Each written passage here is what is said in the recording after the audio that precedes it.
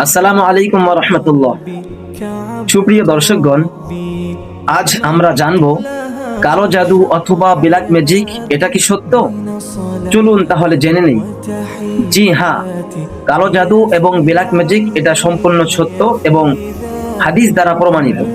আমাদের প্রিয় নবী হযরত মুহাম্মদ আরবি সাল্লাল্লাহু আলাইহি ওয়াসাল্লামকেও কালো জাদু করা হয়েছিল। লাবিদ ইবনুল আসাম নামক এক ব্যক্তি আমাদের নবীকে চুলের সাহায্যে কালো জাদু করেছিলেন। আর সেই কালো জাদুটা করে বীরে জারওয়ান নামক একটি কূপের মাঝে কালো জাদু যেই চুলের সাহায্যে করেছিলেন, চুলে গিট্টু দিয়ে অথবা গিট দিয়ে সেই চুলটাকে বীরে জারওয়ান নামক একটা কূপের তলদেশে পাথরের নিচে চাপা মেরে রাখা হয়েছিল। তো আল্লাহ তাআলা তখন তিনার হাবিব, যেহেতু তিনি আল্লাহর নবী, তিনাকে ওহীর মাধ্যমে জানিয়ে দেওয়া হয়েছিল। পরবর্তীতে আল্লাহর নবী এই জাদু থেকে মুক্তি পেয়েছিলেন। তো এর দ্বারা স্পষ্ট হয়ে গেল কালো জাদু সত্য।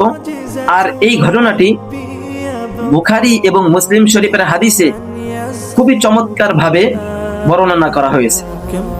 চলুন তাহলে আজ আমরা জেনে নেব কালো জাদু কিভাবে করে বা কি ধরনের লক্ষণ অথবা আলামত দেখলে আমরা বুঝতে পারবো যে আমাকে কালো জাদু করা হয়েছে অথবা আমার প্রতি কালো জাদুর প্রভাব অথবা ব্ল্যাক ম্যাজিকের প্রভাব আছে অথবা ব্ল্যাক ম্যাজিক কালো জাদু করা হয়েছে। তো এই বিষয়গুলিকে আমি তিন ভাগে ভাগ করব। প্রথম, বাচ্চা, ছোট বাচ্চা, সেটা ছেলে হতে পারে, মেয়ে হতে পারে। দ্বিতীয় নম্বর, যুবক যুবতী। তৃতীয় নম্বর, বৃদ্ধা, অর্থাৎ বয়স্ক পুরুষ এবং মহিলা।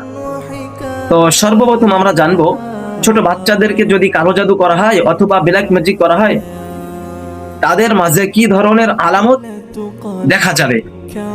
ছোট বাচ্চাদের প্রতি যদি কালো জাদু করা হয় তাহলে এই সমস্ত আলামত তাদের মাঝে অবশ্যই থাকবে। তো চলুন তাহলে জানি। তারা ঠিকমতো খাবে না, ঠিকমতো ঘুমাবে না, ঘুমানোর জন্য অনেক চেষ্টা করবেন কিন্তু বাচ্চা কোনোভাবেই কি ঠিকমতো ঘুমাবে না। পড়ালেখার কথা বললেই তার ভিতরে কেমন যেন এক ধরনের জ্বালা বা একটা রাগ ভাব, তিক্ততা ভাব সৃষ্টি হবে। মোট কথা, বাচ্চা কোনোভাবেই পড়াশোনা করতে চাবে না, কথা মতো চলবে না। আপনি একটা কথা বলবেন, কোনোভাবেই আপনার বাচ্চা আপনার কথা মানতেই পারবে না অথবা মানবে না। মোট কথা, আপনার কোনো কথাই সে শুনবে না। কারোর সাথে কখনোই ভালো ব্যবহার করবে না, সকলের সাথে সদা সর্বদা দুর্ব্যবহার বা বাজে অথবা খারাপ ব্যবহার করবে। অনেক সময় বিভিন্ন রোগে আক্রান্ত হয়ে যাবে, যে ডাক্তারি ট্রিটমেন্ট চলতেছে কিন্তু কোনোভাবে ডাক্তারও রোগ ধরতে পারতেছে না, বাচ্চাও সুস্থ হচ্ছে না। অনেক সময় কালো জাদুর প্রভাবের কারণে বাচ্চা বেহুশ হয়ে যাবে, অসুস্থ হয়ে যাবে। এবার যদি যুবক যুবতীদেরকে জাদু করা হয়, কালো জাদু করা হয়, তাহলে তাদের মাঝে যেই সমস্ত লক্ষণগুলো দেখতে পাবেন, আর যেই লক্ষণগুলো দেখলে বুঝতে পারবেন এই যুবক এবং এই যুবতীর প্রতি কালো জাদু করা হয়েছে অথবা ব্ল্যাক ম্যাজিক করা হয়েছে। তাদের কাছে কোনো ধরনের খাবারই ভালো লাগবে না, চলাফেরা ভালো লাগবে না, পড়ালেখা করতে মোটেও ভালো লাগবে না, ঘুমাইতে মনে চাইবে না।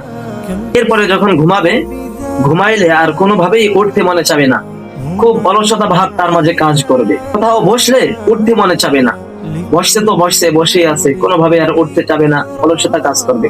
অনেক সময় বিভিন্ন ধরনের নানা ধরনের রোগে সে আক্রান্ত হয়ে যাবে, কোনো ঔষধেও তার রোগের কোনো কাজ করবে না।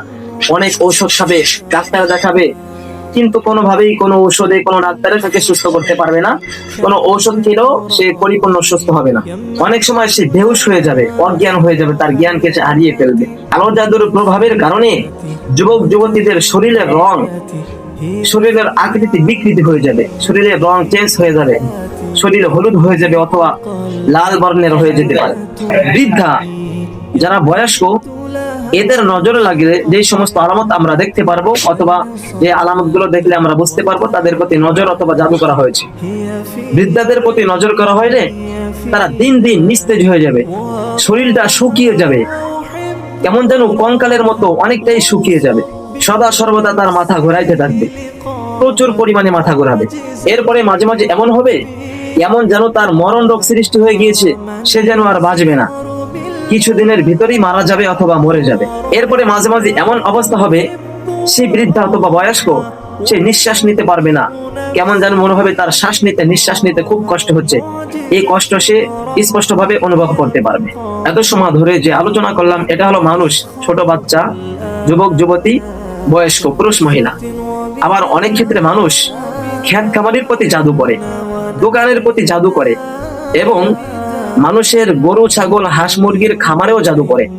যদি ক্ষেত খামারে শস্যাদির প্রতি জাদু করে, গাছপালার প্রতি জাদু করে, তাহলে দিন দিন গাছপালা শুকিয়ে যাবে, গাছের পাতা লাল হয়ে যাবে, গাছের পাতা ঝরে ঝরে পড়ে যাবে, গাছে ফল দিবে না, গাছটা মরে যাবে।